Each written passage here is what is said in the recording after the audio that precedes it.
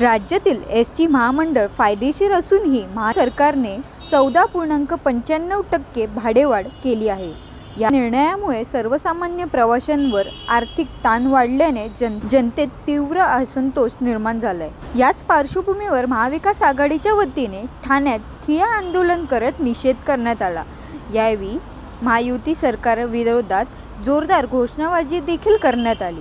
भाडेवाढ त्वरित मागे घ्या, सर्वसामान्यांना लुटणारे सरकार हाय हाय अशा घोषणांनी परिसर दणाणून गेले। या आंदोलनात राष्ट्रवादी शरद पवार गटाचे आमदार जितेंद्र आव्हाड, ठाकरे गटाचे माजी खासदार राजन विचारे, राष्ट्रवादी काँग्रेस ठाणे शहर अध्यक्ष सुहास देसाई, शिवसेना ठाणे जिल्हा प्रमुख केदार दिघे, धर्मराज्य पक्षाचे अध्यक्ष राजन राजे, समाजवादी पक्षाचे अध्यक्ष रामकेवल यादव आणि चंद्रशेखर पवार, शेतकरी कामगार पक्षाचे नेते प्रसाद साळवी तसेच आप पक्षाचे ठाणे शहर अध्यक्ष सतीश सालुजा आदी पदाधिकारी व कार्यकर्ते मोठ्या संख्येने उपस्थित होते।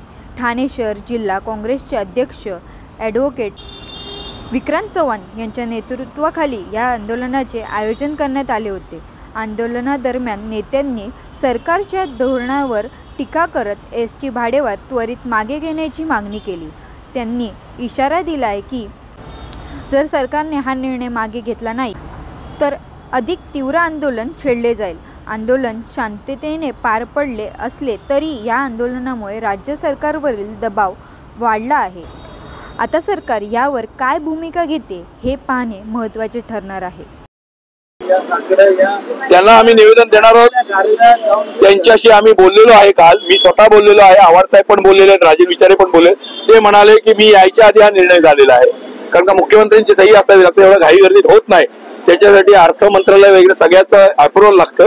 परंतु आम्ही त्यांना 100% निवेदन देणार, पण मला वाटत नाही त्यांच्या हातात आहे, ते कठपुतली आहेत। त्यांना केवळ हे मंत्रिपद दिलेलं आहे, तुम्ही गप्प बसा, हे मंत्रिपद दिले त्यांच्या हातात काही नाही, सगळं एकनाथ शिंदे आणि देवेंद्र फडणवीस यांच्या हातात आहे आणि अजितदादांच्या।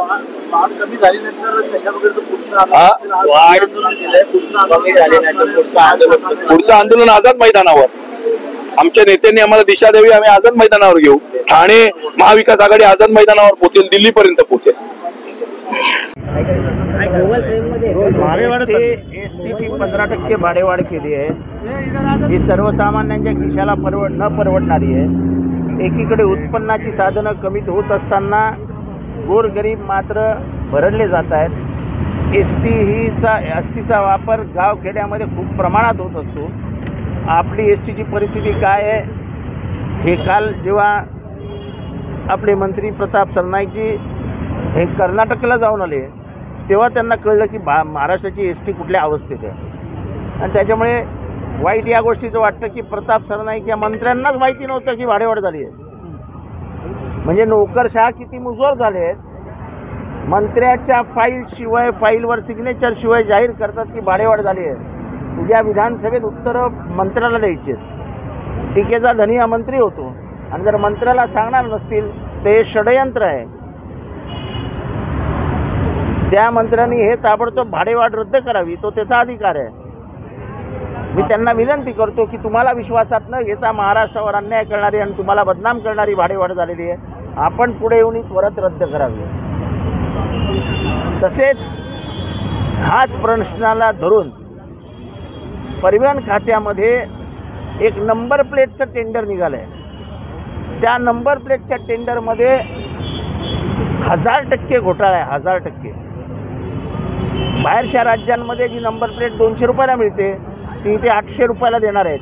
हे सुद्धा काम मंत्र्यांनी केलेलं नाही, हे सुद्धा काम अधिकाऱ्यांनी केलं आहे। ते टेंडर घाईघाईत काढलं आणि टेंडर सुद्धा वादग्रस्त अशा 2 कंपन्यांना दिलेलं आहे। या टेंडरमध्ये आणि भाडेवाढीमध्ये झालेला जो अन्याय आहे, भाडेवाढीमुळे महाराष्ट्रावर अन्याय झाला आणि टेंडरमुळे भ्रष्टाचार झाला, हे मी विनंती करतो प्रताप सरनाईकांना की त्यांनी या दोन्ही गोष्टींचा अभ्यास करून पहिल्यांदा स्थगिती द्यावी। असं त्यांचं म्हणणं आहे की 3 वर्षे भाडेवाढ झाली होती आणि लाडकी बहीण असेल या अर्ध तिकीट ज्येष्ठांना केलं, या ज्येष्ठांना फ्री केलं, कुठे फरक पडलेला? भाडेवाढ झाली नाही म्हणून भाडेवाढ करणार काय? 15% उत्पन्न वाढलंय का महाराष्ट्रातल्या लोकांचं? 15% तुमच्या चुकांमुळे जर एस टीवरती बोज पडत असेल ते आम्हाला सांगू नका ना. इतके भाडेवाढ काही कमी आहे. मंत्री फिरतात मर्सिडीज मधनं फिरतो म्हणणार हे तर चांगल्या गाड्यांमध्ये फिरतात. हो, आम्ही गरिबांनी काय करायचा प्रश्न तिथे उभा राहतो ना. या गरिबांसाठी काहीतरी करायला पाहिजे. 15% भाडेवाढ परवडणारी नाही. प्रश्न विचार. सीतारामन आताच बजेट सादर या बजेटमध्ये एसटीला हे बजेट आपल्यासाठी नाहीच आहे. हे बजेट बिहारसाठी आहे, आपल्यासाठी थोडी आहे. निवडणुका बघता बजेट त्यासाठी देण्यात आलं. निवडणुका बीजेपी 365 दिवस 24 तास फक्त निवडणुकीच्या याच्यावर असते. उद्या जर नागालँड मेघालयाला निवडणुका लागल्या आणि बजेटची नागालँड आणि मेघालयासाठी देशाचं बजेट नाही, ते निवडणुकींचा विचार करत असतं.